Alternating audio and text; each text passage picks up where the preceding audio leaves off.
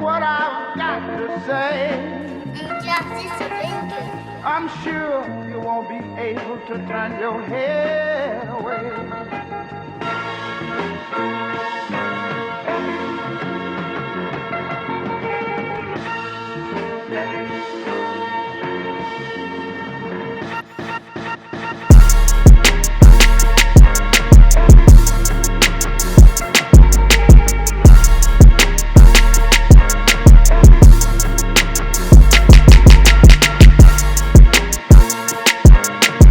Hey everybody, welcome back to The Concrete, episode 2. I hope you all enjoyed the first episode of The Concrete.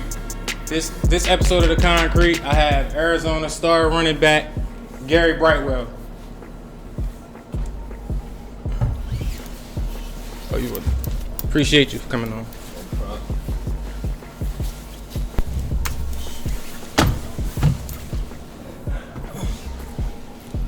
Alright, Gary. Just so I can introduce everybody to you, star running back for Arizona, straight out of Chester, PA. Had a crazy journey getting there. I would say was a prodigy since weight league, and I would say you carried it ever since. Yeah. Okay, so just an icebreaker to break the ice. If you could remember only 3 songs for the rest of your life, what would they be? It could be the same artist. Yeah. Same artist. Matter of fact, I got 2. One song, Back On by Lil Baby. Okay, yeah, that's fire. An artist from out of Delaware is the song called Say Less. Okay.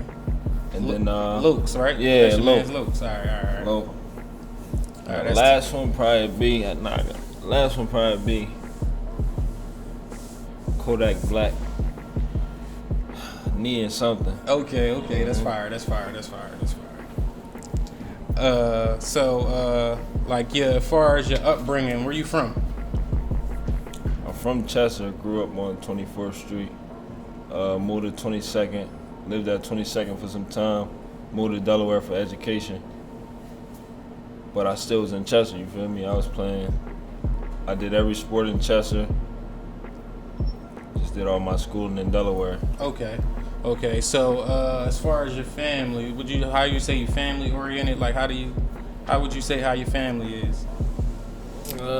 Raised by 6 women, so I'm big into family. Like, I value every girl in my family differently. I feel like when you're raised by women, it hold a different kind of weight. Feel me? I had a dad, but he passed away when I was 1. Feel me? After that, just been me, my mom, my grandma, my sisters. That's what's up, man. That's definitely tough. And as far as like where did you start playing sports? Like your first time getting the first taste of sports. I first started playing sports like outside of my crib with my grandma, but when I turned 4. Wait, hold up. Yeah. You said outside the crib with your grandma? Yeah. You gotta explain that. You gotta go into detail. My grandma, she taught me how to play every sport I know. It was just me. My mom worked 3 jobs because she was a single parent. Yeah. So she had to take care of all of us. So it was me and my grandma. I was the youngest. And she just showed me the way. Like, she was a big basketball fan, but I was always a little too rough to play ball. So then she introduced me to football. We used to go outside, play catch, run around. I used to tackle her. Mm-hmm. She tackled me. I feel you. That's tough. That's a crazy story. So what would you say was your favorite sport growing up, basketball or football? Because I know where we from, basketball is basketball. I had to say my favorite sport was football for sure. Because I get to tackle people. I get the experience. Knock somebody's head off. Okay. I'm just rough, bro. I definitely feel what you're saying. Like that, definitely that aspect of the game definitely make you go there. But who inspired you growing up? I heard you say your dad passed when you was young, and you said you was raised by 6 females. Yeah. Like, who inspired you though? Like, who gave you that? Like that strength. Yeah. My mom. my mom, seeing her go to work every day, told me like, I gotta be different. I gotta value everything I do, cause I don't want her to ever have to work again. Right. So I just took pride in everything I did, no matter if it was tying my shoes. You feel me? Yeah, she definitely. That's your number one fan right there. I could definitely co-sign that. And as far as like hobbies and stuff like that, what do you like to do in your spare time? My favorite thing I would say, I'm in the studio a lot, but sometimes it's not for myself.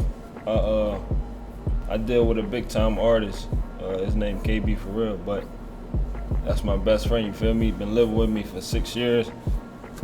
So when I get free time, I'm either in the studio with him, making music myself, or I bowl. Okay. I like to bowl. Okay, that's tough. So you don't want the world to hear. You just like doing the behind the scenes stuff with the music. Yeah. I don't gotta be out there. Oh, all right. Say less, man. Yeah, I don't gotta be out there. All right. So in the future, like, would you let your kids play football?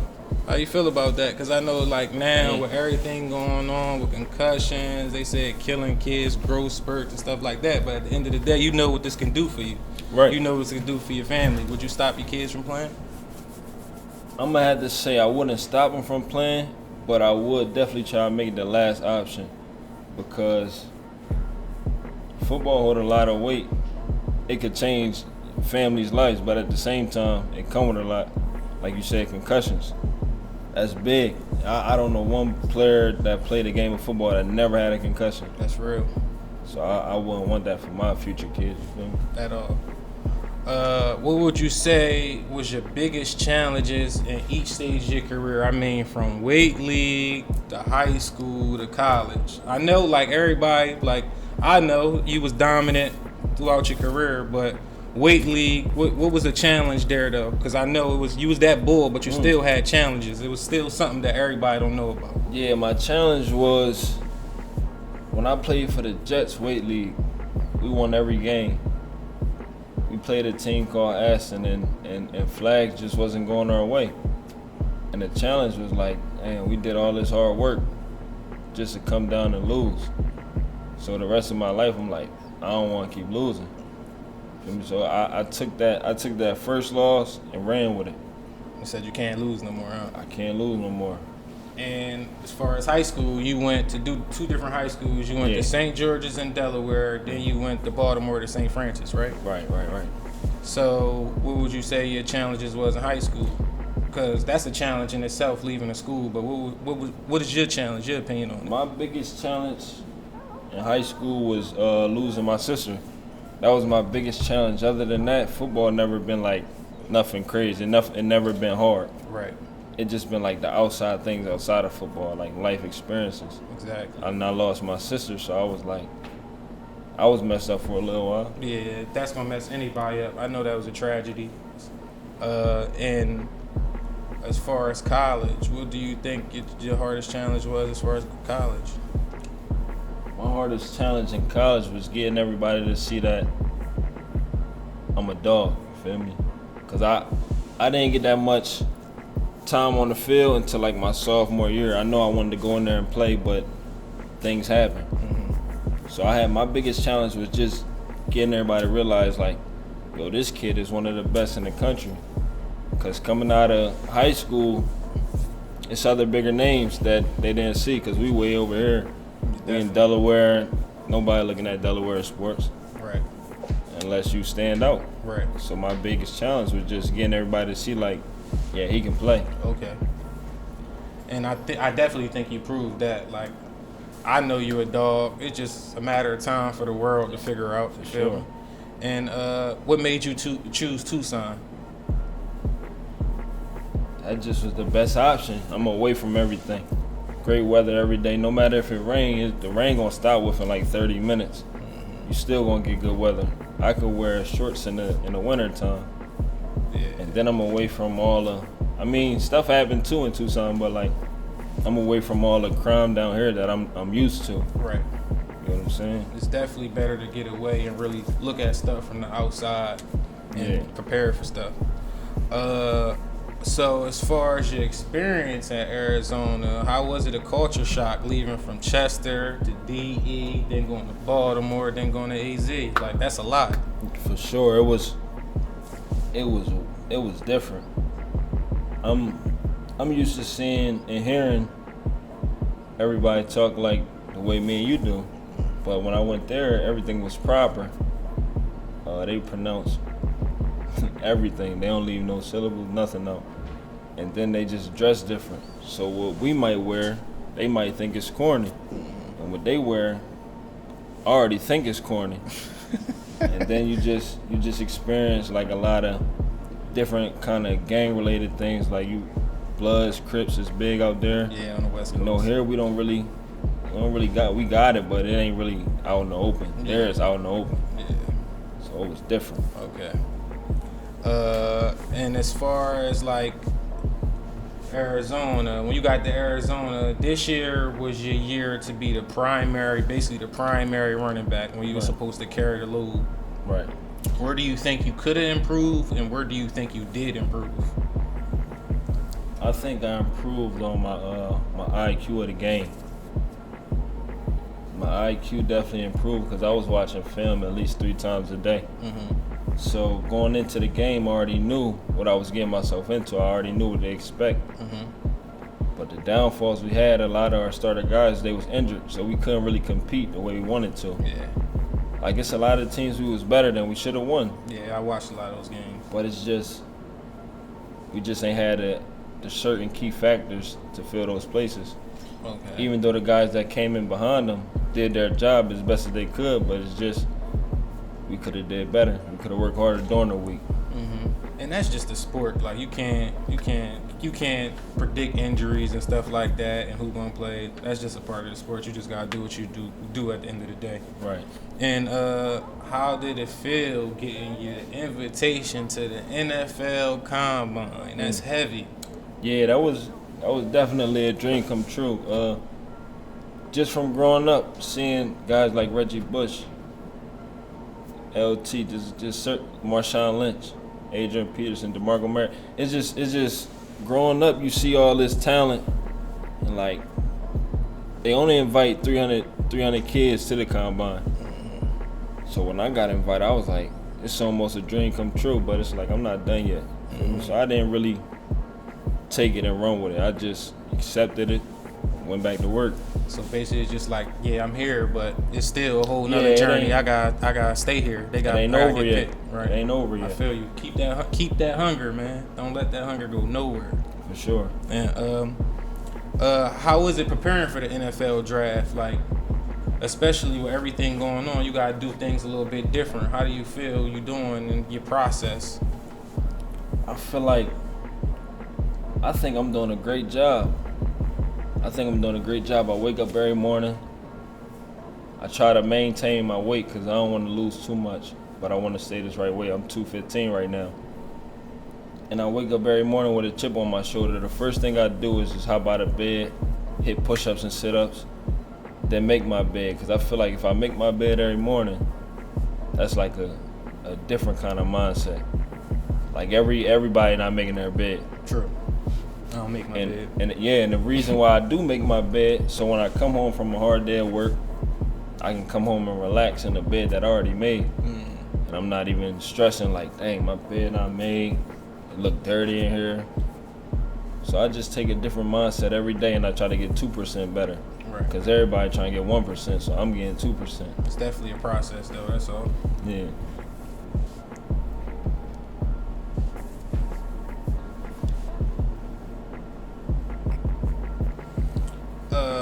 At what moment did you know you could actually play in the NFL? Like I know, like a lot of people been telling you, because I know I watched your career from weight league, high school to college. Like you been that bull. Like you don't like, you feel me? Ain't nothing to brag about or anything. But I just know, like, how is it just like in the moment and you actually like, when did you actually know? Like, yeah, I can do this now. I'm gonna be honest. The first time that I ever knew that I would play in the NFL was in 3rd grade when my teacher said, she said, you gotta have a plan B. And I told her back, I got kicked out of class, and she called my mom, but I told her I don't have no plan B. I'm in 3rd grade. She like, you shouldn't even have dreams of playing in the NFL because nobody you really know is a pro NFL player. But as I went to high school, college, and everything, I was like, yeah, it's a wrap. I got this in the bag. Oh, It's nothing from here that's going to even. So basically, once you got there and said, "Oh, I could play with these boys," it's a wrap. It's a wrap. Yeah, it been a wrap ever since high school. I don't care how big or small I was. It just been a wrap. Okay. No, it's no man that can just get in my way of this. Okay. You know what I'm saying? Okay. How do you see your game translating to the next level though? That's like, what do you see? What type of offense? Like, what do you think you can do? What to I think offense? I can do in offense? I'm bringing multiple packages. So I'm definitely bringing like big special team package. I can't wait to play special teams in the league because I know in college I had 7 tackles special teams and I ain't even, you know what I'm saying? Like special teams is a big role in my game. I don't know how everybody else feel about it, but that's like one of my biggest assets. Like I could play in the league for 10 years just on special teams and I'd be cool. But other than that, on the offensive side, I'm bringing wide receiver, running back, however you want it. Bigger. I'm bigger, faster, stronger than most guys in the league. So, I mean, okay. I'm bringing the whole package. Okay. And I'm explosive. Okay. All right. If you could run over any NFL linebacker in the league today, who would it be? And you better pick wisely. You might be on a team with one of these dudes next year.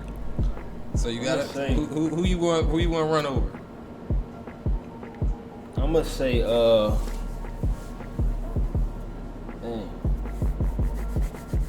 gonna have to say Raquan Smith.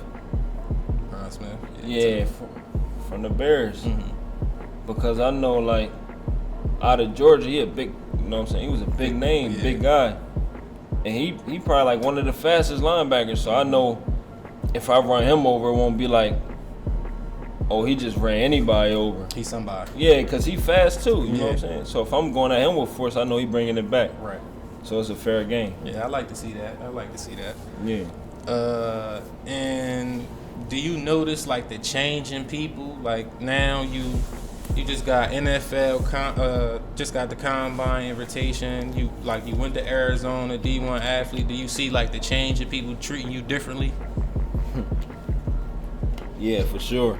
Yeah. You got it's all different kind of people. Some strangers mostly, they congratulate you on what you're doing well. But then it's like people I grew up with, they hate to see it. I know to them they wishing like, man, they saying to themselves like, that's supposed to be me. And they just throwing shade and you can see it. Cause they not saying it to my face because I don't think they would. They just throwing it from the outside though. Because they know you're going to hear about it. Yeah, and they know I'm going to hear about it. Yeah. And then you got some people that I grew up with that's loving what I'm doing. Can't wait to see me succeed. Right. So just all kind of things come with this. Yeah, definitely a lot come with it. But it's how you handle it at the end of the day. Yeah. So what advice would you give your younger self? The younger G. Not G right now. What advice would you give your younger self? My younger self, I would tell my younger self like, still have that chip on your shoulder, cause that and still be the same leader you was, but try to bring more people with you and don't be so selfish and go by yourself. You know what I'm saying? Don't go work out by yourself. Don't do every little thing that everybody else wasn't. Make sure you have those that had the same dreams that you, bring them with you. I would tell my younger self like, yo, make sure it's somebody else that's working with you, just so they could have the same dreams and aspirations as you. Just having that leadership role. You wish you would have had it younger. I get what you're saying. I was a big leader, but it's like I did it on my own. Like I knew what I had to do because I knew my mom. Mm-hmm. She a woman, like she don't know too much about no males. So you had to be on top of it. So I had to be on top of my game, but I wish I could have told somebody else like, yo, be on top of your game too. Mm-hmm. Yeah, I definitely feel that. I give back to the game. For sure. And what do you plan to accomplish through football and as many outlets? Like football, being a professional athlete, you can do a lot of stuff. Like, it ain't about just playing in the NFL. It ain't just about playing at this high level. It's about accomplishing goals outside of it. My main goal that I want to accomplish, I'm trying to start a mentoring program. That's my main goal. But other than that, I want to have like a little league team. I'm gonna be cool with that. But that mentoring program, that's my biggest thing that I have to accomplish before I leave this earth. There's no other way I should see it. You want to be like mentoring program as far as like in what areas? Like, I know you. Nah, high crime rate areas. I don't really need to, across the country type thing. Yeah, I don't need to be in the suburb areas. I mean, they might need me too, but I need to start where I came from first. I feel like, because it's definitely a lot going around as you're doing. Definitely need a lot of help with everything. You should always want to start where you came from before you try to go help a different situation out. Definitely. And this is the second episode of The Concrete. Thanks everybody for tuning in. Thanks, G. Appreciate coming you. through. Appreciate you. Good luck at the next level, man. Rooting for you always. Thank you.